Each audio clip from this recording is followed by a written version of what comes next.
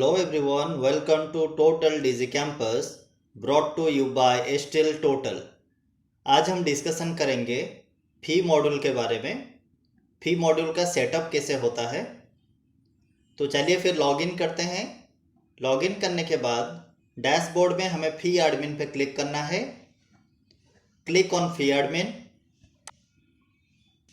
Then हमें यहाँ पे जाना है फी मैनेजमेंट में। यहाँ पे जैसे कि दिखा रहा है कि फी मैनेजमेंट के अंडर 18 सब मेन्यू है। So click on fee management. Out of the 18 सब मेन्यू हमारा जो सेटअप पार्ट है वो फर्स्ट 4 सब मेन्यू है, जैसे कि account setup, amount setup one time, amount setup recurring and late fee setup. तो ये जो 4 सेटअप है हमें पहले ये 4 सेटअप कर लेना है। उसके बाद हम फी मैनेजमेंट में जो भी हमारा ट्रांजैक्शन है या फिर जो भी अदर ऑपरेशन है वो कर सकते हैं। So first click on account setup.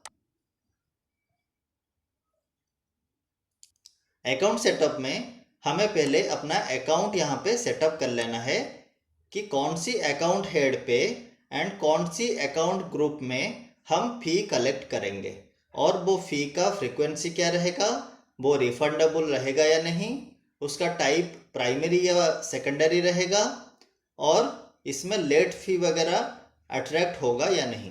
ठीक है, तो चलिए फिर देखते हैं कि add, edit and delete button जो यहाँ पे प्रोवाइड किया गया है उसका बेसिकली क्या काम रहता है। ठीक है, तो यहाँ पे हम ऐड पे क्लिक करते हैं। यहाँ पे पहले हमें एक कोड प्रोवाइड करना है। सपोज हम यहाँ पे ट्यूशन फी के लिए कोड दे रहे हैं और ये सिर्फ न्यूमेरिक ही लेगा। यहाँ पे कोई भी लेटर प्रोवाइड करेंगे तो यहाँ पे अल्फाबेटिक्स एक्सेप्टेड नहीं है।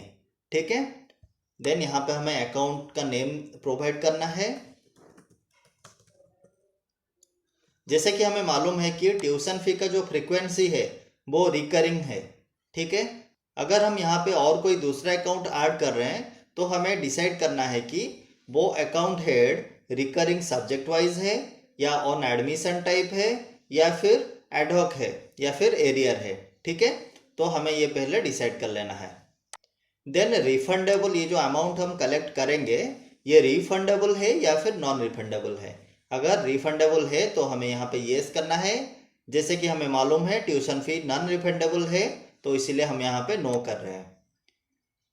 इसका टाइप रहेगा प्राइमरी एंड कैटेगरी है फिक्स्ड, क्योंकि जो भी कैटेगरी वाइज हम इसे फी को डिवाइड करेंगे वो अमाउंट वो पर्टिकुलर कैटेगरी के लिए फिक्स्ड रहेगा, ये स्टूडेंट टू स्टूडेंट वेरी नहीं करेगा। ठीक है, तो फिर इसे हम फिक्स्ड पे सेट करते हैं। देन लेट फी अट्रैक्ट, अगर ये वाला जो ड्यू है ये with in time period payment नहीं होता है तो फिर क्या इस पे लेट फी लगेगा। अगर लगेगा तो फिर हमें इसे येस करना है। ठीक है, देन फिर हमें जाके देखना है कि ट्यूशन फी वेब अप, ये जो ट्यूशन फी है ये हमारे काफ़ी सारे स्टाफ स्टूडेंट्स के लिए वेब अप होता है तो इसलिए हम इसे यहाँ पे टिक करेंगे। Zero fee payment, zero fee payment क्या होता है, जो अकाउंट हेड पे हम जो मैक्सिमम अमाउंट डिसाइड करते हैं, जो पर्टिकुलर फिक्स्ड अमाउंट हम डिसाइड करते हैं वो वाला अमाउंट पेरेंट अगर चाहे तो चेंज कर सकता है या नहीं। सपोज हम Q1 के लिए ट्यूशन फी 3000 डिसाइड करते हैं। अगर कोई पेरेंट चाहता है कि वो 1000 रुपीज़ पे करे या फिर उसका कुछ पार्शियल पेमेंट करे या फिर उससे कुछ एक्सेस पेमेंट करे तो वो अमाउंट को वो एडिट करके चेंज करके पेमेंट कर सकते हैं या नहीं। ठीक है, देन आता है अकाउंट ग्रुप। ये अकाउंट हेड पे हमें जो पेमेंट हम एक्सेप्ट करेंगे ये कौन सी अकाउंट ग्रुप में ऐड होगा, तो हम इसे यहाँ पे डिसाइड करेंगे कि ये कौन सी अकाउंट हेड पे हमारा ऐड होगा। ठीक है, तो फिर चलिए हम यहाँ पे ऐड कर लेते हैं ट्यूशन चार्जेस करके अकाउंट हेड पे दे देते हैं। तो ये जो अकाउंट नेम है, अमाउंट है एंड अकाउंट ग्रुप है ये कंप्लीटली स्कूल डिसाइड करेगा कि उनका कौन सी account group amount and category fix होता है। ठीक है, तो फिर ये सारा डिटेल्स देने के बाद हम यहाँ पे सीक्वेंस नंबर दे सकते हैं। सीक्वेंस नंबर देने के बाद हम इसे सेव कर देंगे। ठीक है, हमारे यहाँ पे ऑलरेडी एक सेटअप है तो हम यहाँ पे सेव नहीं करेंगे।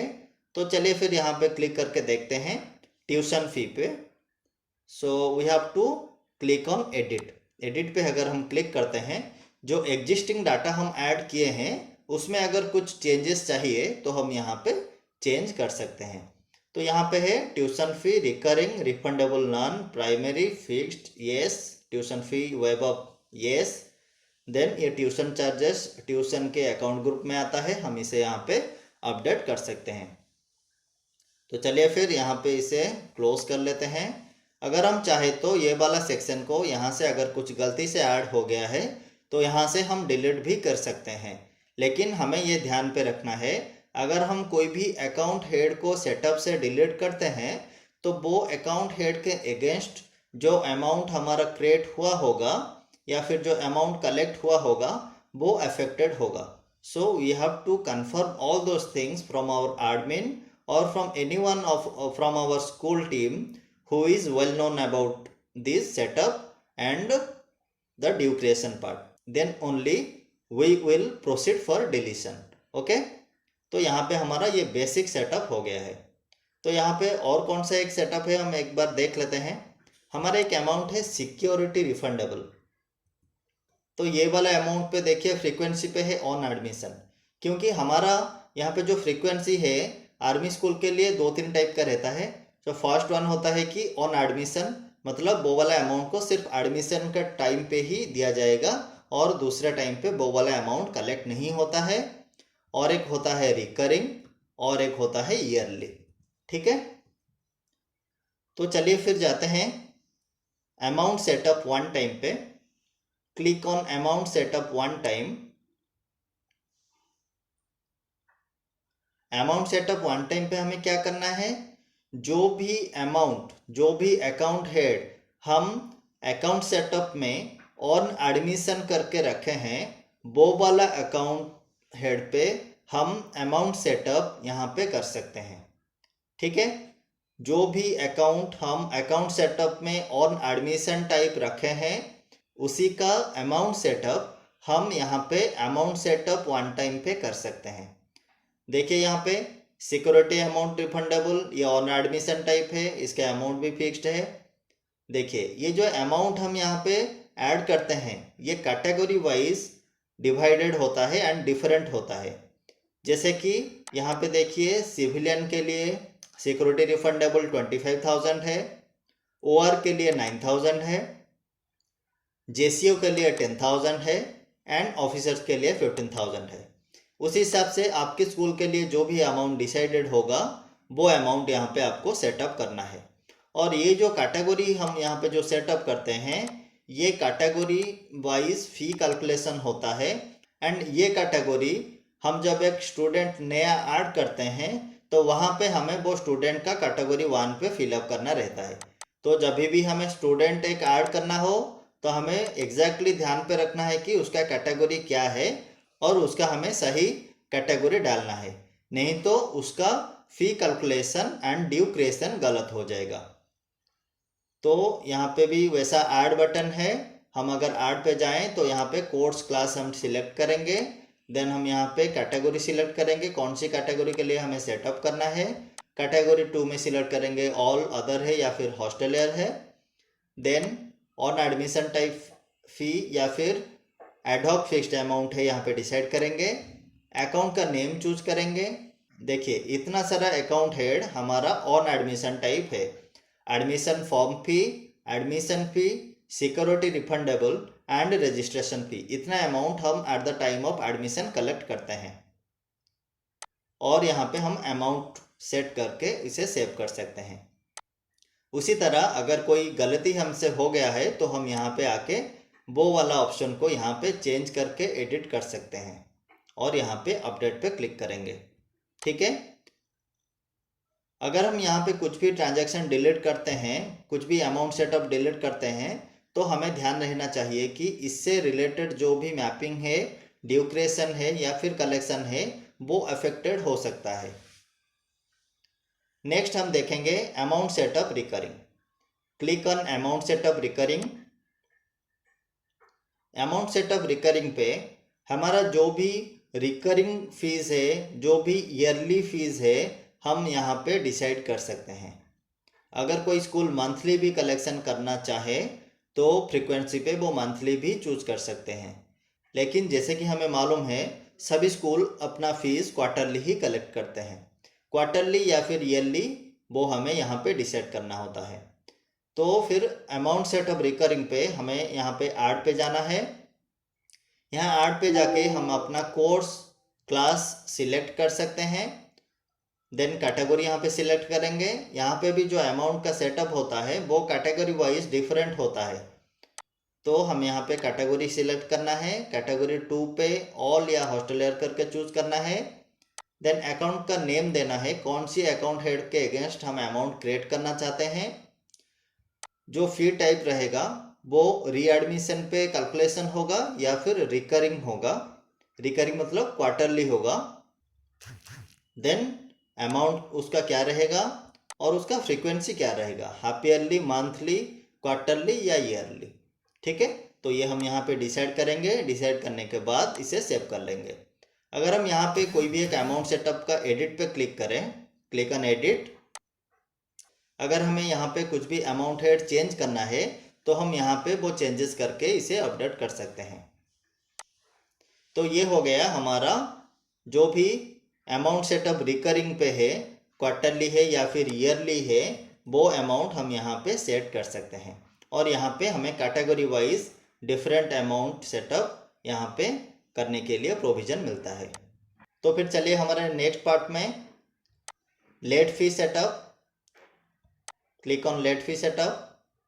यहाँ पे हम लेट फी डिसाइड कर सकते हैं कि कौन सी डेट के अंदर स्टूडेंट को पेमेंट करना चाहिए।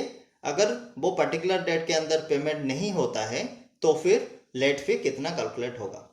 यहाँ पे हमें देखिए सारा अकाउंट है ट्यूशन फी ही दिखा रहा है। इसका मतलब अकाउंट सेटअप में हम जब ट्यूशन फी का अकाउंट हेड चूज किए, वहाँ पे हम लेट फी अट्रैक्शन कॉलम पे येस करके रखे हैं, इसीलिए हमें यहाँ पे ट्यूशन फी अकाउंट दिखा रहा है लेट फी सेटअप के लिए या फिर कैलकुलेशन के लिए। अगर हम कोई दूसरे अकाउंट हेड को भी लेट फी अट्रैक्शन पे रखना चाहें तो हम वहाँ पे अकाउंट सेटअप पे जाके उसे सेट कर सकते हैं। तो यहाँ पे हम सिर्फ ट्यूशन फी के अगेंस्ट लेट फी अट्रैक्ट किए हैं। तो यहाँ पे इसका एक नेगेटिव पॉइंट भी कभी कभी देखने के लिए मिलता है, जैसे कि हमारा स्टाफ बच्चे के लिए ट्यूशन फी वेव ऑफ हो जाता है। तो सपोज कोई स्टाफ का बच्चा Q1 का पेमेंट ऑन टाइम नहीं करता है तो फिर उसके लिए लेट फी कैलकुलेट नहीं होगा, क्योंकि उसका tuition fee already wave of हो गया होगा। तो इसलिए जैसे कि हम यहाँ पे लेट फी अट्रैक्शन सिर्फ ट्यूशन फी के अगेंस्ट रखे हैं, तो उसके लिए वो ट्यूशन फी का हेड वेव ऑफ होकर 0 हो जाएगा और लेट फी कैलकुलेशन नहीं होगा। तो इसीलिए रिकमेंडेशन यही रहेगा कि और कोई भी एक क्वार्टरली फ़ी आप ले लीजिए जो हर एक स्टूडेंट के लिए एप्लीकेबल है और वेव ऑफ भी नहीं होता है। अगर वैसा कोई अकाउंट हेड लेके हम लेट फी सेटअप करते हैं तो स्टाफ स्टूडेंट के लिए भी हमारा लेट फी कैलकुलेशन रहेगा। तो चलिए फिर यहाँ पे देखते हैं कि लेट फी का सेटअप कैसे होता है। पहले तो ये सारा उसका करंट स्टेटस अभी इनएक्टिव दिखा रहा है। हम यहाँ पे एक्टिव पे क्लिक करना है और यहाँ पे कंफर्मेशन देना है कि हम इसे एक्टिव करना चाहते हैं। तो अभी देखिए यहाँ पे सेटअप आ गया है। Click on setup. सेटअप पे जाने के बाद हमें यहाँ पे पूछ रहा है कि कौन सी क्वार्टर के लिए हमें लेट फी सेटअप करना है। तो चलिए मैं यहाँ पे चूज करता हूँ Q1 के लिए मुझे लेट फी सेटअप करना है। Q1 का जो ड्यू डेट रहता है अप्रैल 1 से लेके जून 30 तक रहता है। ठीक है, तो मैं यहाँ पे क्लिक करता हूँ पे बाय डेट, कौन सी डेट के अंदर पेमेंट करेंगे तो फिर कितना अमाउंट हमें चार्जेबल रहेगा। तो हम यहाँ पे डिसाइड करते हैं कि 10/4/2020 के अंदर अगर कोई बच्चा पेमेंट कर देता है तो वो 0 फी लेट फी के अगेंस्ट दे के पेमेंट कर सकता है। और ये जो अमाउंट हम यहाँ पे दे रहे हैं ये फिक्स्ड है, ये पर डे या फिर पर वीक कैलकुलेट नहीं होगा। तो हम यहाँ पे इसे सेव कर लेंगे। हम यहाँ पे पहले दिखाए कि अगर 10 तारीख के अंदर पेमेंट करते हैं तो फिर आपको 0 फी लगेगा। देन अगर कोई बच्चा 11 तारीख से लेके 20 तारीख के अंदर पेमेंट करते हैं तो फिर उन्हें 50 रुपये लगेगा। तो ये जो अमाउंट है ये आपको अपने स्कूल के हिसाब से डिसाइड करना है या फिर AWS के हिसाब से आपको यहाँ पे अमाउंट डालना है। उसी तरह हम यहाँ पे दिखा सकते हैं कि अगर कोई 21 तारीख से लेके 31 के अंदर पेमेंट करता है तो फिर उसे कितना अमाउंट यहाँ पे चार्जेबल रहेगा। ठीक है, तो यहाँ पे उसी हिसाब से हम डेट दे के यहाँ पे कैलकुलेशन कर सकते हैं फ़ी। यहाँ पे हम अमाउंट सेट कर सकते हैं कि लेट फ़ी कैलकुलेशन कौन सी डेट के लिए कितना अमाउंट रहेगा। तो हम यहाँ पे डिलीट कर लेते हैं क्योंकि ये रिक्वायर्ड अभी नहीं है हमारे लिए, या फिर हम यहाँ से एडिट भी कर सकते हैं। ठीक है, तो यहाँ पे हो गया हमारा लेट फ़ी का सेटअप। अगर कोई लेट फ़ी का हम सेटअप कर लिए हैं लेकिन उसका लेट फ़ी हमें अभी कैलकुलेट नहीं करना है, then we can also click on inactive and the same account head late fee setup will be inactive. Okay, तो ये हो गया हमारा फ़ी मैनेजमेंट का फ़ी सेटअप। ठीक है, तो आज के लिए इतना ही है। Thank you so much for watching.